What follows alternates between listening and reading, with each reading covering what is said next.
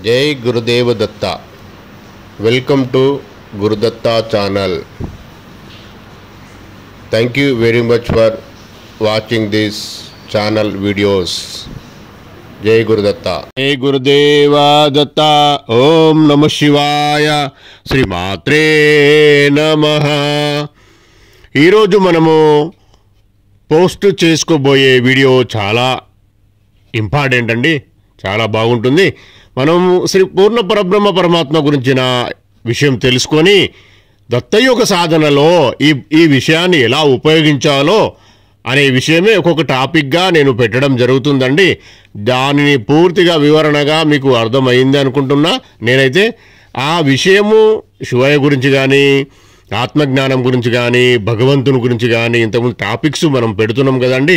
అందులో దానిని దత్తయోగ సాధనలో ఉపయోగించుకోవాలి. ఎలా అంటే వాటి గురించి పూర్తిగా తెలుసుకొని ఆ యోగ సాధన చేసేవారికి పొద్దున 4 నుంచి 4:50 మధ్యలో చేసేవారికి ఇవన్నీ స్తోత్రపడడం, సద్గ్రంథ పారాయణము, సత్పురుషుల గురించి తెలుసుకుంటూ ఉంటే మనలో ఉన్న పాపకర్మలు క్షేమైపోయి దత్తయోగ సాధన చేయగలుగుతాము.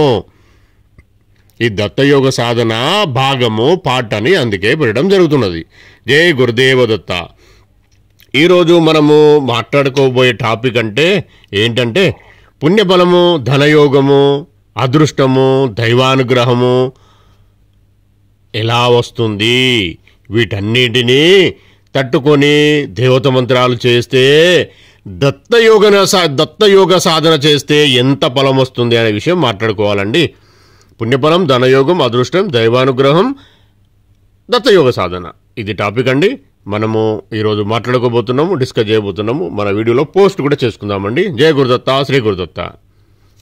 పుణ్యఫలం, ధనయోగం, అదృష్టం, దైవానుగ్రహం, దేవత మంత్రం సాధన చేస్తే, దత్తయోగ సాధన చేస్తే కర్మఫలం తగ్గుతుంది అని అన్ని రకాల శుభం కలుగుతుంది.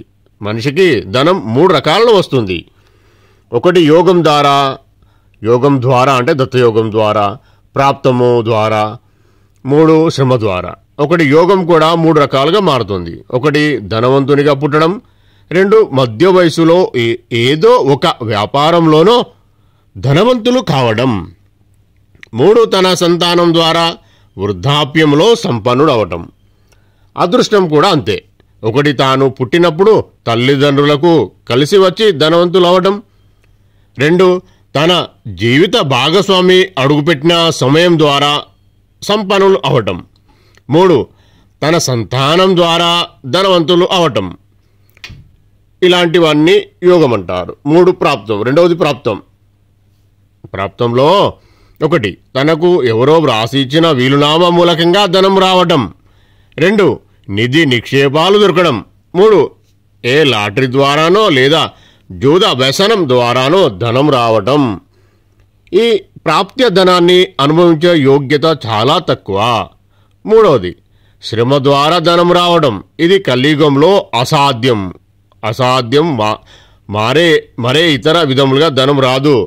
ధనానికి 3 శత్రువులు. 1 అహంకారం, 2 వ్యసనం, 3 వాంఛ. ఈ 3 లేకుంటే ధనం నిలుస్తుంది. సామాన్యంగా ప్రాప్తం ద్వారా వచ్చే ధనము వారు ఉన్నంత వరకు ఉంటుంది, తర్వాత పోతుంది. మనం చాలామంది విషయంలో వింటూ ఉంటాము, చూస్తూ ఉంటాము.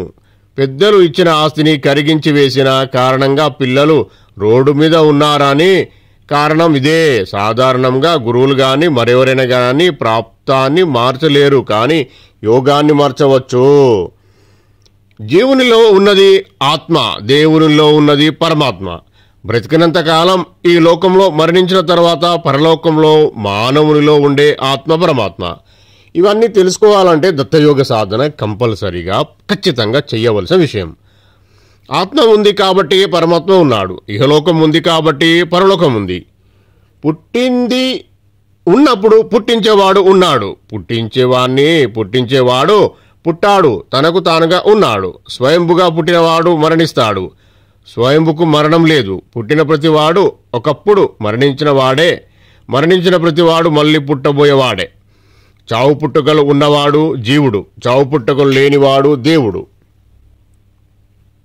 మరణిస్తూ పుడుతూ ఉండే జీవునిలో మరణించకుండా ఉండేది ఆత్మ మరణించదు కాబట్టి ఆత్మ స్వయంభువు, పరమాత్మ స్వయంభు కాబట్టి ఆత్మే పూర్ణ పరమాత్మ, ఆయనే శ్రీ గురుదత్త ప్రభులు. ఆత్మ కనిపించదు కాబట్టి పరమాత్మ కనిపించడు. దేహం ఉన్నా జీవుడు కనిపిస్తాడు, దేహం లేని జీవుడు కనిపించలేడు. దేహం విడిన ఆత్మ ఎక్కడ ఉంటుంది? దేహరహిత ఆత్మ పరమాత్మలో లీనమవుతుంది. మరి అయితే పరమాత్మ ఎక్కడ? ఈ అనంత విశ్వమంతా పరమాత్మే.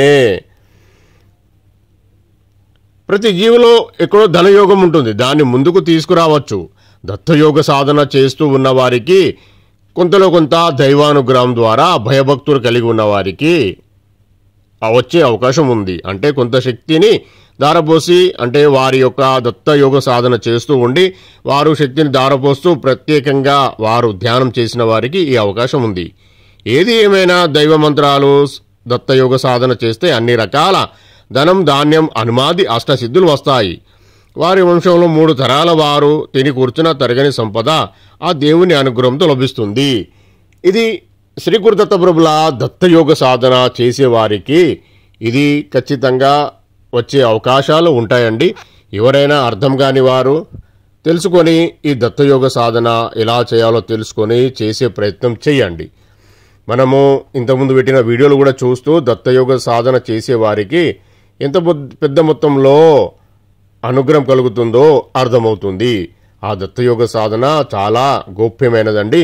పొద్దున 4 నుంచి 4:50 మధ్యలో చేయాలి. ఇది 5 సంధ్యలో చేయాలి. యాక్చువల్గా మనకైతే ఒక సంధ్య గురించి మనము శ్రీ గురుదత్త ప్రభుల ఇన్ఫర్మేషన్తో మనం చెప్పుకోవడం జరుగుతున్నది.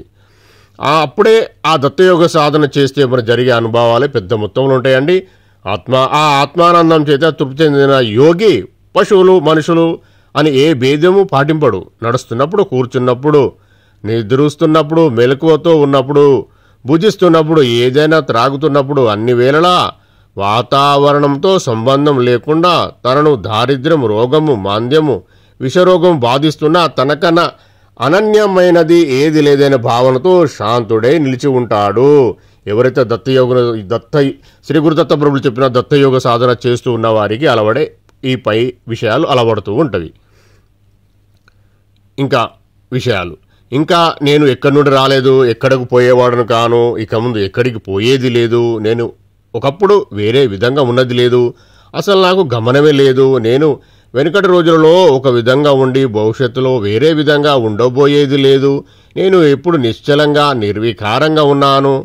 కానీ ఈ శరీరం ప్రకృతి చేత షడ్వికారములు పొందుతూ అస్థిరమైన ధర్మములతో ఉంటున్నది. కాబట్టి మార్పులు ఏమైనా ఉంటే అవి శరీరానికి సంబంధించినవి కానీ నాకు కావు.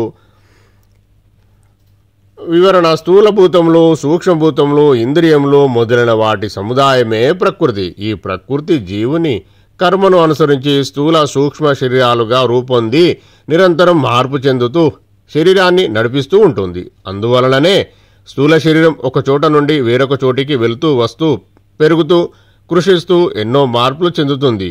సూక్ష్మ శరీరం కూడా ఎన్నో సుఖదుఖాలను పొందుతూ ఉంటుంది. స్థూల శరీరం పడిపోగానే సూక్ష్మ శరీరం లోకాలను దాటి వెళుతూ వస్తూ కొత్త స్థూల శరీరాలను పొందుతూ ఉంటుంది. ప్రయాణ సాధనలో కూర్చొని మనం కదలకుండా గమ్యం చేరుతున్నట్లు సూక్ష్మ శరీరంచే నడపబడుతున్న స్థూల శరీరం ఎన్ని రాకపోకలు గావించిన ఆగిపోయిన ఆత్మజ్ఞునకు అది ఏమీ తెలియదు, కేవలం సాక్షిగానే ఉంటున్నాడు.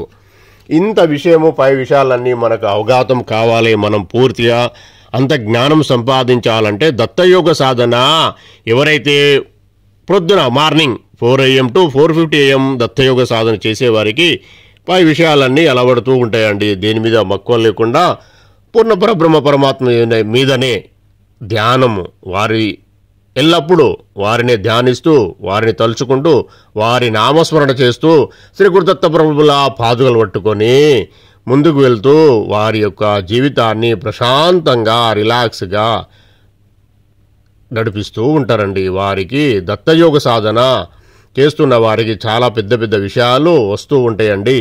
అవి చాలా గోప్యమైన విషయాలు, అవి ఎవరికి వారే తెలుసుకోవాలండి.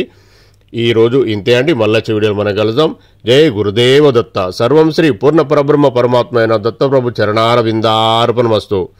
మనము ఇంత మంచి వీడియోను ఈ ఇన్ఫర్మేషన్ మన దాకా వచ్చి మనము ఈ వీడియోలో పోస్ట్ చేసుకునే అదృష్టాన్ని కలిగించినందుకు శ్రీ పూర్ణ పరబ్రహ్మ పరమాత్మ అయిన శ్రీ గురుదత్త ప్రభులకు కోటి కోటి సాష్టాంగ దండ ప్రమాణాలు, కోటి కోటి కృతజ్ఞతలండి.